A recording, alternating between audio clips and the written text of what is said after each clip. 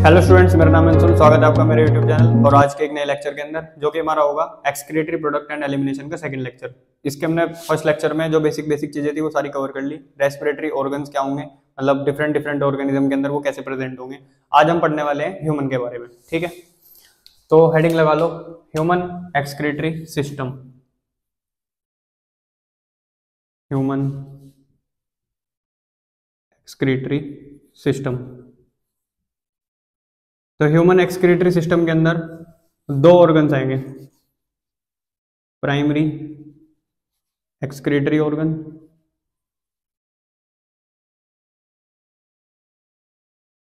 और secondary excretory organ.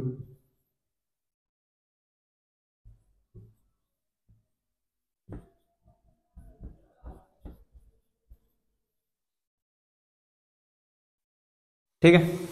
Primary मतलब जो प्राइमरीली जहां से आपका वेस्ट बार बार मतलब निकल ही रहा, जिससे बॉडी निकाल ही रही डेली बेसिस पे, तो वो होंगे हमारे it contain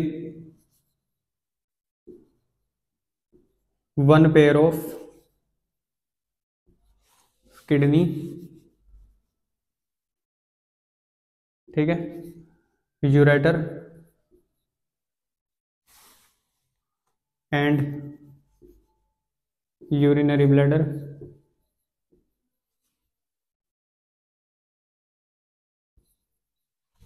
urethra.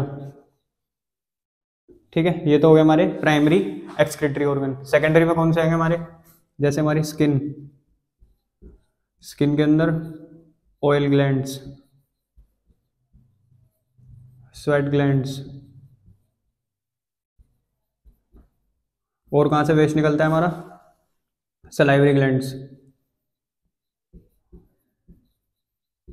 Ammonia excrete करते हैं हम अपने थ्रू सलाइवा।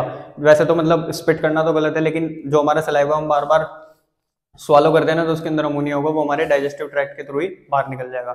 ठीक है। नेक्स्ट है लार्ज इंटेस्टाइन,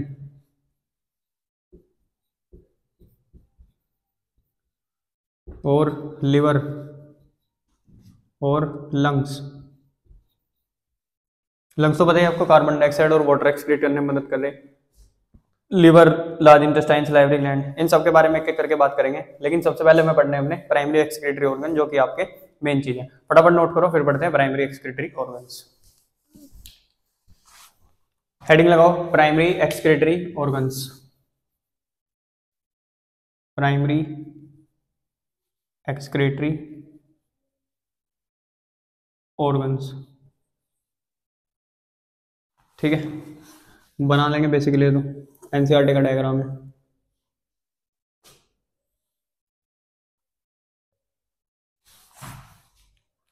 जो ब्लड लेके आएगी वो होगी आपकी आर्टरी,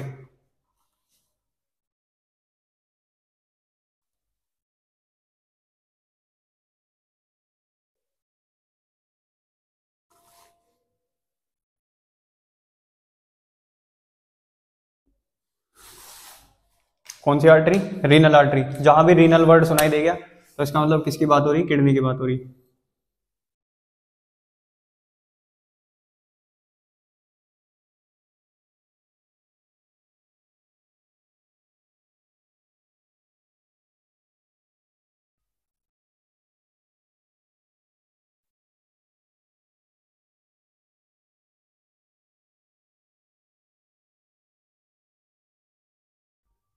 ठीक है। फिर यहां से निकलेंगे आपके यूरेटर,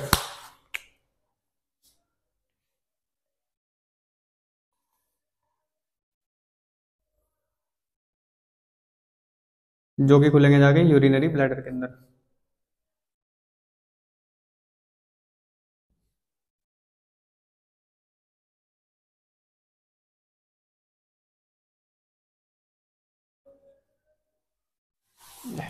ठीक है, क्या बन गया।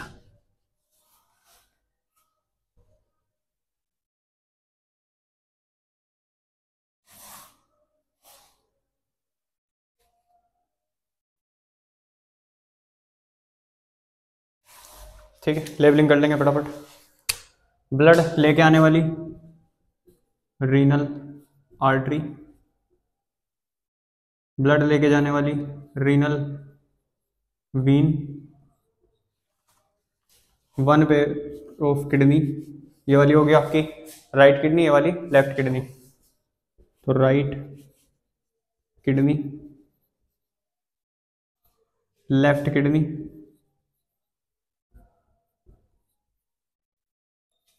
वन पेयर ऑफ यूरेटर, ये दोनों आपके यूरेटर होंगे जो यूरिन कैरी करेंगे किडनी से, यूरिनरी ब्लैडर जिसके अंदर यूरिन फिल होगा, और यूरेथ्रा जिसके थ्रू यूरिन हम पास आउट कर देंगे।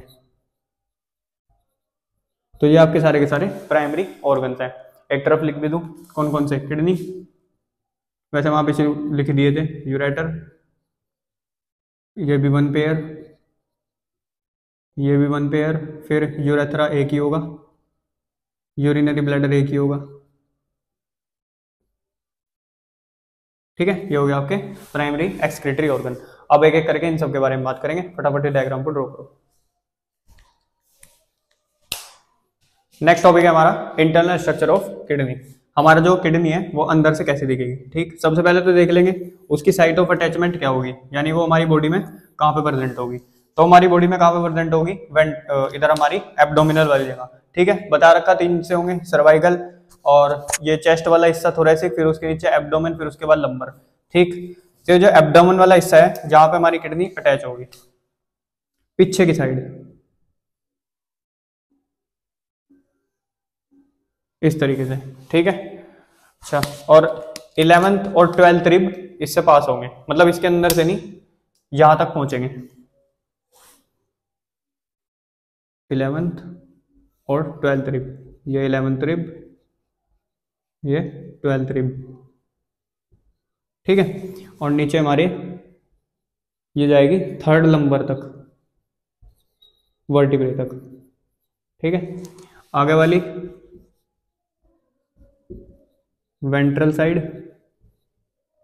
पीछे वाली डोर्सल साइड। वेंट्रल में खास कुछ काम है नहीं, सारा काम है डोर्सल साइड का। तो जो हमारी किडनी प्रेजेंट होगी वो डोर्सल साइड पे डायरेक्टली फ्यूज होगी, प्रेजेंट होगी, चिपकी हुई होगी हमारी पिछले वाली वॉल से। तो यहां लिख लेंगे kidney is directly fused with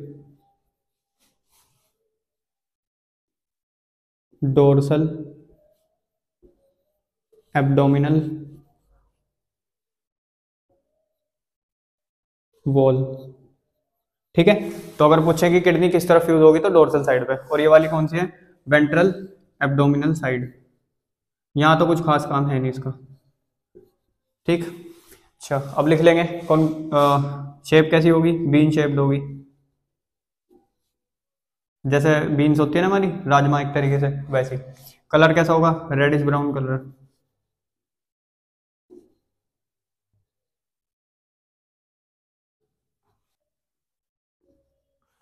दस से 12 सेंटीमीटर इसकी लेंथ होगी,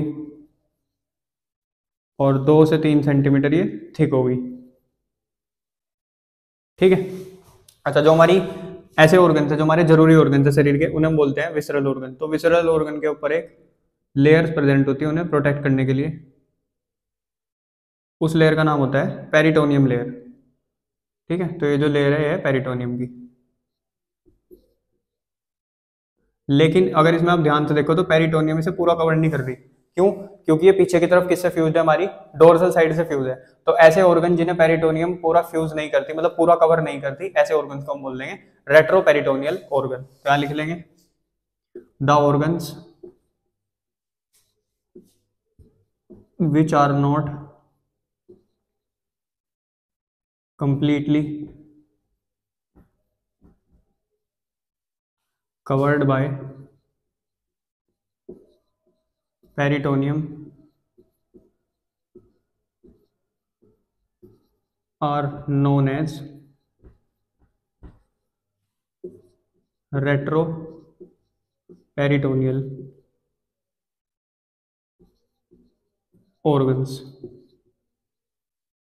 ठीक है, तो किडनी भी कैसी आपकी एक रेट्रोपेरिटोनियल ऑर्गन है। फटाफट नोट करो, फिर देखते हैं अपना नेक्स्ट इसकी लेयर किडनी की। नेक्स्ट देखते हैं अपनी coverings of kidney. Kidney draw कर लेंगे पहले, तो यहां लगा लेना heading coverings of kidney. Coverings of kidney,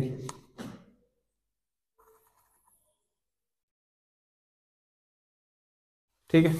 अब इसके अंदर से मैंने बताया था एक तो निकली हुई होगी हमारी, मतलब अटैच होगी रीनल आर्टरी जो ब्लड लेके आने का काम करेगी, और एक होगी रीनल वीन जो ब्लड लेके यहाँ से जब साफ हो जाएगा तो जाने का काम करेगी, क्योंकि नीचे से हमारी जो वीन्स होगी वही कलेक्ट करेंगी ब्लड, ये लेके जाने का काम करेगी, ठीक है। तो ये हमारी होगी रीनल आर्टरी, बार बार इसलिए बता रहा हूँ ताकि याद हो जाए, और ये हमारी होगी रीनल वीन। अब इसमें बताने वाली चीज क्या है, यहाँ पे आपको एक गड्ढा टाइप दिख रहा होगा इस तरीके से, तो आपने 10th क्लास में कॉनकेव लेंस पढ़ा होगा, तो यहाँ का भी जो नाम होगा इसे बोल देंगे हम कॉनकेव हाइलम, ठीक है। अच्छा, अब देख लेंगे इसकी कवरिंग की बात करेंगे, तो जो सबसे बाहर वाली कवरिंग होगी, मतलब अंदर वाली कवरिंग होगी, यहाँ पर होगी, ठीक है। इसका नाम है रीनल कैप्सूल, ठीक है। इनर कवरिंग होगी, किसकी बनी हुई होगी, कनेक्टिव टिश्यू की। काम क्या होगा, शेप प्रोवाइड करने का, प्रोवाइड शेप, ठीक है। तो ये होगी आपकी पहली लेयर। उसके बाद प्रेजेंट होगी फैट की लेयर, एडिपोज टिश्यू की लेयर, इस तरीके से फैट की लेयर प्रेजेंट होगी। ये होगी हमारी एडिपोज टिश्यू।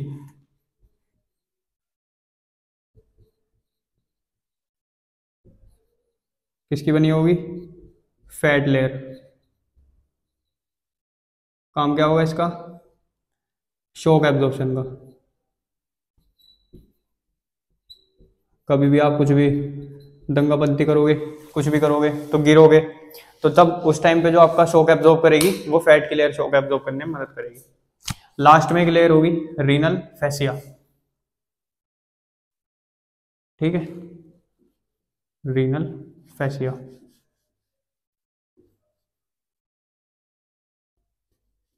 इस तरीके से इसका नाम है रीनल फैसिया।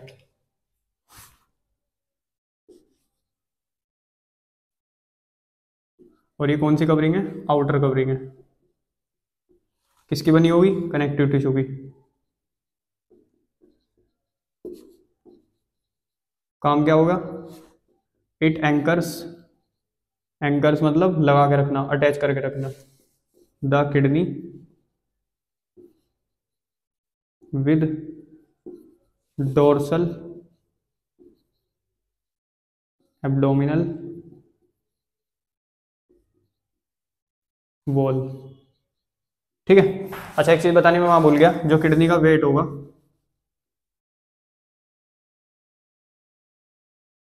वो होगा 130 से 170 ग्राम तक, डिपेंड करेगा डिफरेंट डिफरेंट पर्सन पे। ये आपकी होगी कवरिंग, फटाफट नोट करो, फिर बढ़ते हैं नेक्स्ट टॉपिक पे। चलो नेक्स्ट, जरा एक चीज ध्यान रखना, आपके एनसीईआरटी में डायग्राम है, वहां से देख लोगे तो और ज्यादा क्लियर हो जाएगा। जैसे आपकी किडनी है, तो किडनी के अंदर कुछ इस तरीके से डायग्राम दिए, मतलब ऐसे कुछ डायग्राम दे रखा है इस टाइप का एनसीईआरटी में,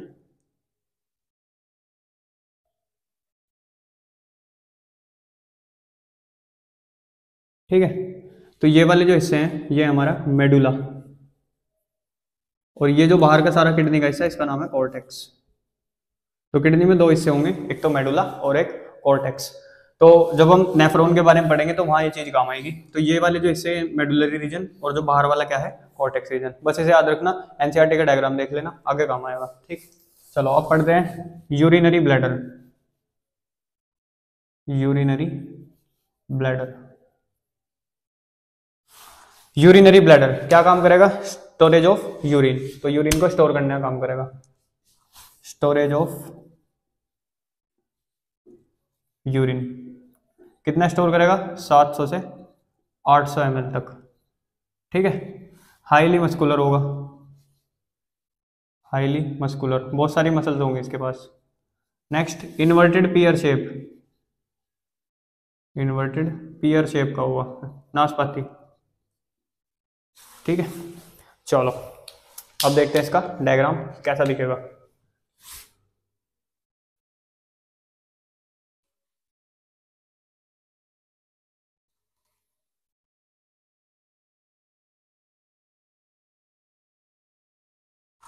ऊपर से यूरेटर्स,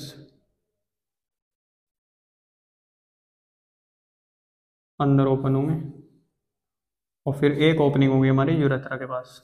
ठीक है,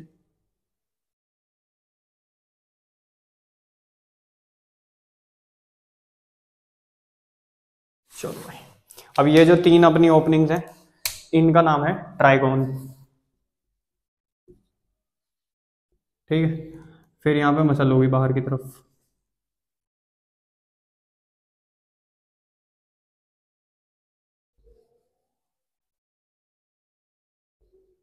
इस मसल का नाम है डेट्रूसर मसल, डेट्रूसर मसल, जो कि होगी स्मूथ मसल की बनी हुई।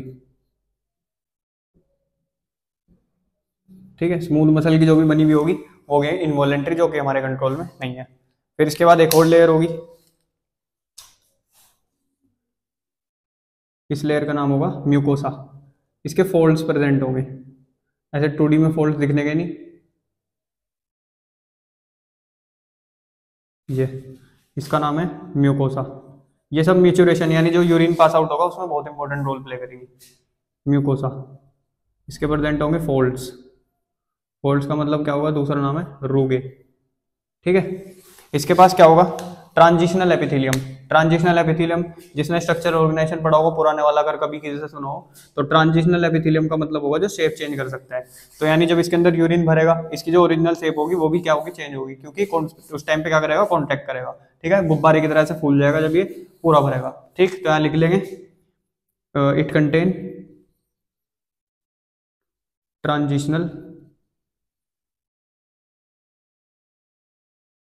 एपिथेलियम। ठीक है, नेक्स्ट इसमें प्रेजेंट होगा इंटरनल स्पिंक्टर। स्पिंक्टर मतलब जो रोकने का काम करता है चीजों को, तो इंटरनल स्पिंक्टर। जब तक ये खुलेगा नहीं यूरिन पास आउट नहीं होगा। ये बना होगा स्मूथ मसल का। ठीक, स्मूथ मसल यानी इनवॉलेंट्री, हमारे कंट्रोल में नहीं होगा। नेक्स्ट बाहर की तरफ होगा यहाँ पे एक एक्सटर्नल स्पिंक्टर, एक्सटर्नल स्पिंक्टर जो कि बना हुआ होगा स्केलेटल मसल का,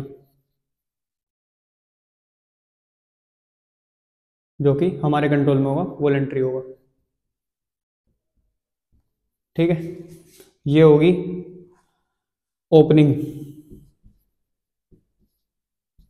या फिर बोल देंगे ओरिफिस।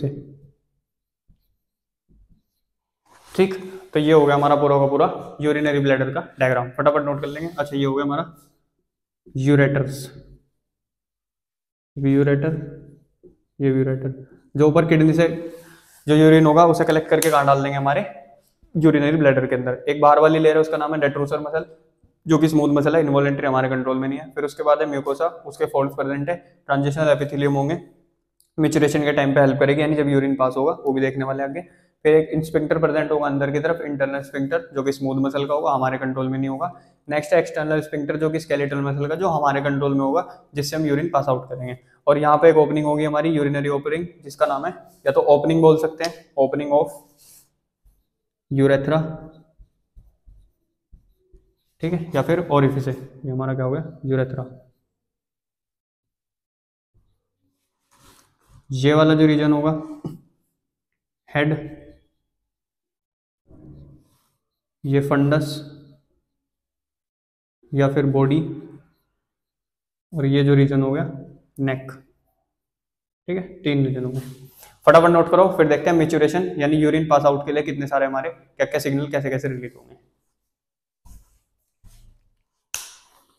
अब पढ़ते हैं मैच्योरेशन यानी डिस्चार्ज ऑफ यूरिन। तो मैच्योरेशन का मतलब क्या है? Discharge of urine outside of the body.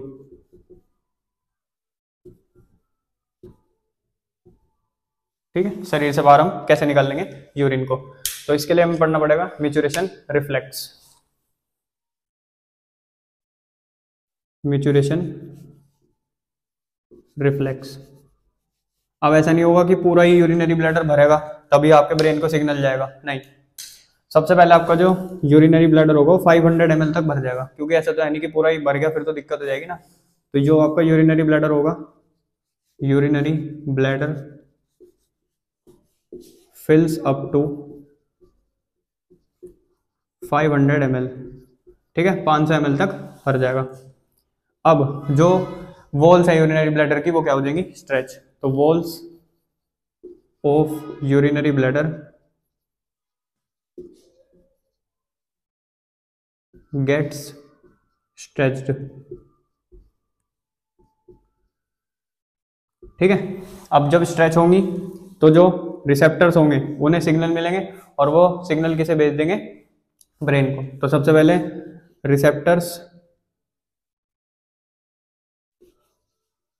Receptors of urinary bladder get stimulated. ठीक है, वो क्या हो जाएंगे? स्टिमुलेट। और सिग्नल किसे भेज देंगे? And receptor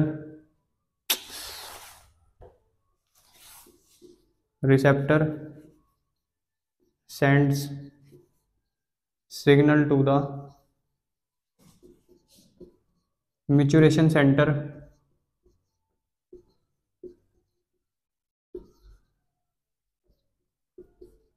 in CNS। CNS मतलब सेंट्रल नर्वस सिस्टम। तो आपके ब्रेन में मैच्योरेशन सेंटर में जो रिसेप्टर्स होंगे वो क्या कर देंगे? सिग्नल सेंड कर देंगे। फिर CNS भेजेगा अपने न्यूरॉन्स। तो neuron from the CNS come and stimulate urinary bladder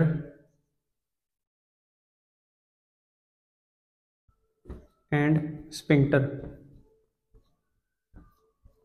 फिर छठा, as a result detrusor muscle contract, sphincter relax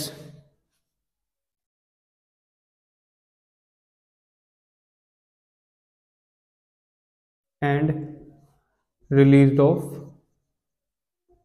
urine. ठीक है, तो जो आपका मैच्योरेशन रिफ्लेक्स है वो कैसे डेवलप होगा? सबसे पहले आपका जो ब्लैडर होगा 500 ml तक भर गया। 500 ml तक भरने की वजह से जो वॉल्स थी वो स्ट्रेच होगी। अब उनके स्ट्रेच होने की वजह से क्या होगा? जो वहां पे स्ट्रेच रिसेप्टर प्रेजेंट थे उनको क्या मिल गया? सिग्नल मिल गया। वो सिग्नल भेज देंगे आपके ब्रेन में मैच्योरेशन सेंटर में। वहां से फिर न्यूरॉन्स आएंगे, न्यूरॉन्स स्टिमुलेट करेंगे यूरिनरी ब्लैडर और स्फिंक्टर्स को। ये स्टिमुलेट होंगे तो जो डेट्रूसर वॉल होगी यूरिनरी ब्लैडर की वो क्या करेगी? कॉन्ट्रैक्ट करेगी। और जब वो कॉन्ट्रैक्ट करेगी तो उसके बाद हमारे जो स्फिंक्टर होंगे वो रिलैक्स कर जाएंगे और स्केलेटल मसल का जो स्फिंक्टर होगा हमारे कंट्रोल में होगा, क्योंकि जब हमें यूरिन रिलीज करना होगा तभी हम करेंगे, नहीं तो हमारा जो ब्लैडर है वो बार बार कॉन्ट्रैक्ट करता रहेगा। हमें क्या बोलते हैं, अर्ज होगी कि अब यूरिन जाना, लेकिन कुछ मजबूरी होगी, आप कहीं और बैठे, कभी कहीं बैठे या लेट कर रहे, कुछ भी है, तो जो स्केलेटल मसल का जो स्फिंक्टर होगा वो हमारे कंट्रोल में होगा। तो हम जाके फिर अपने स्केलेटल मसल का जो स्फिंक्टर है उसे रिलैक्स करेंगे और फिर यूरिन अपने शरीर से पास आउट कर देंगे। ठीक है, तो वो वाला हमारे हाथ में, और जो स्मूथ मसल वाला इंटरनल स्फिंक्टर है वो खुद ब खुद खुल जाएगा, क्योंकि वो हमारे ब्रेन के कंट्रोल में। ठीक है, फटाफट नोट करो, फिर इसके बाद देखते हैं एक दो टर्म्स, एक दो पॉइंट देख लेते हैं, उसके बाद अपना लेक्चर करेंगे एंड। तो जो हम लर्न मैच्योरेशन करते हैं, मतलब हमारे कंट्रोल में कि अब हमें मैच्योरेशन करना, हम नहीं करना, तो जो लर्न मैच्योरेशन होगा, या फिर अगर हमें डिले करना,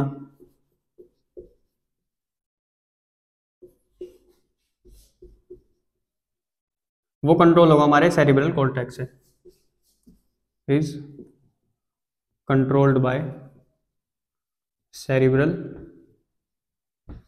कॉर्टेक्स, जो कि होगा हमारे ब्रेन में, ठीक है, यानी सेरिब्रम वाले हिस्से में। उसके बाद एक कंडीशन होगी जिसमें जो बंदा होगा अपना यूरिन कंट्रोल नहीं कर पाएगा, उसका अपने आप ही मैच्योरेशन हो जाएगा, या तो बच्चों में होगा जब तक उन्होंने सीखा नहीं होता, या फिर कुछ बड़े होंगे उनमें, मतलब ऐसा कोई कंडीशन आ सकती है, तो उस कंडीशन का नाम है इनकंटाइनेंस, urinary इनकंटाइनेंस is a condition where an individual not able to control urine, ठीक है, या फिर मैच्योरेशन। नेक्स्ट, जो यूरिनरी ब्लैडर, सॉरी, जो यूरेथ्रा होगा वो मेल्स के अंदर ज्यादा लंबा होगा, तो urethra is longer in males than females, ठीक है, फीमेल से हमारा जो यूरेथ्रा होगा मेल्स का वो थोड़ा सा लॉन्गर होगा, ठीक, फटाफट नोट करो। तो होप करता हूँ आपको ये वाला लेक्चर समझ में आया होगा। मिलते हैं अपने नेक्स्ट लेक्चर में जिसके अंदर हम पढ़ने वाले हैं नेफ्रॉन, ठीक है, तब तक के लिए बाय बाय।